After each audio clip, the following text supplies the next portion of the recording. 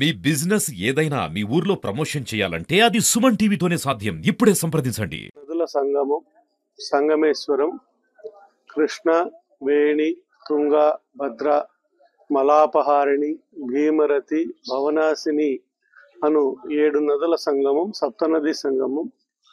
పూర్వము పంచపాండవులు తమ అరణ్యవాసంలో ఈ ప్రాంతానికి వచ్చినప్పుడు వారితో పాటు ఉన్న కృష్ణ పరమాత్ముడు ఇక్కడ శివలింగాలను ప్రతిష్ఠించమని చెప్పడంతో ధర్మరాజుల వారు తన సోదరుడైన భీముణ్ణి కాశీకి వెళ్ళి 5 శివలింగాలు తీసుకురమ్మని చెప్తారు. కాశీకి వెళ్ళి శివలింగాలు తీసుకొచ్చే సమయానికి ముహూర్త సమయం ఆసన్నమవుతుందని వేప ముద్దును శివలింగంగా ప్రతిష్ఠిస్తారు ధర్మరాజుల వారు. ఇప్పుడు మనం దర్శించుకునే సంగమేశ్వర స్వామి 5123 సంవత్సరాల కిందట పంచపాండవులు ద్వాపర యుగంలో తమ అరణ్యవాసంలో ఇది దండకారణ్యం సప్తనదుల సంగమ స్థానానికి రావడంతో ఈ క్షేత్రానికి ప్రాధాన్యత ఏర్పడింది.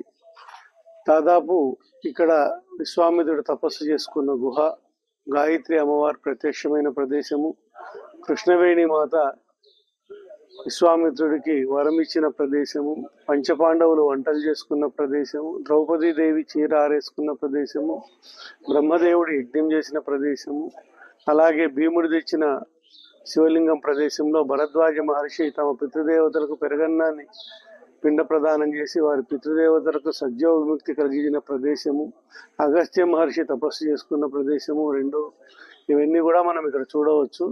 దాదాపు 1981లో శ్రీశైలం జల విద్యుత్ ప్రాజెక్టులో ఈ ఆలయం నీళ్లలో మునిగిపోవడం జరిగింది.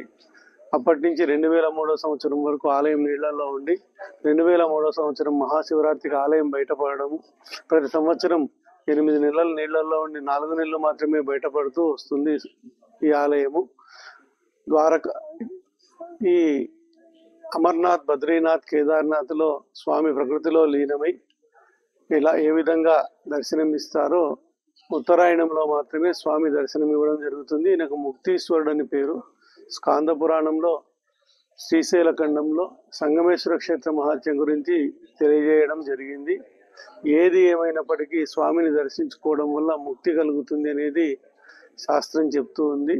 ఈ ఆలయం ప్రతి సంవత్సరం ఫిబ్రవరిలో మహాశివరాత్రి ముందు కానీ శివరాత్రి అయినాక కానీ బయటపడి స్వామి దర్శనం ఇచ్చి ఆషాఢ మాసంలో వచ్చే జూలై నెలలో 17వ తారీఖు లోపల కానీ 17వ తారీఖు తర్వాత తొలి ఏకాదశికి ఏరుముందా ఏకాదశి ముందా అని చెప్పి పోటీ పడుతూ నీళ్లు రావడం, ఆలయం నీళ్లలో మునిగిపోవడం జరుగుతూ ఉంది.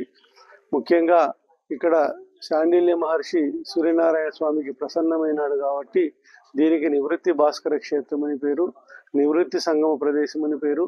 శ్రీ విష్ణుమూర్తి యొక్క సుదర్శన చక్రంచే 2 కొండలు ఛేదింపబడడం వల్ల చక్రతీర్థం అని